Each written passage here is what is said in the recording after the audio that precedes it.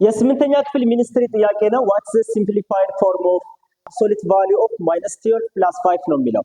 so a 17 b -17 c -7 d 7. so how to simplify?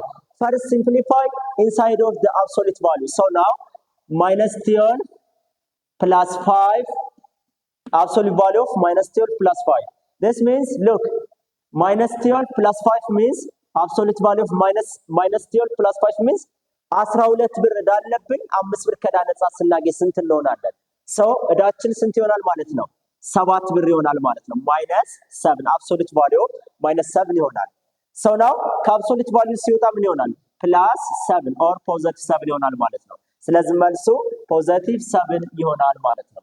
የስምንተኛ እና ስድስተኛ ክፍል ተማሪዎችን ኦንላይን ለሚኒስትሪ ያዘጋጀን እንገኛለን። ልጆቻችሁን ለማሰልጠን በ0936797932 መደወል ትችላላችሁ። በተጨማሪም ኦንላይን አምስተኛ ዙር የአባከስ ስልጠና ምዝገባ ጀምረናል። ከኬጅ 3 ጀምሮ ነው ምዝገባው። ስለዚህ እንዳይሞላባችሁ ቀድማችሁ ልጆቻችሁን አስመዝግቡላለሁ። ቀጣይ ክፍል ከታች ያለው ይጫኑ።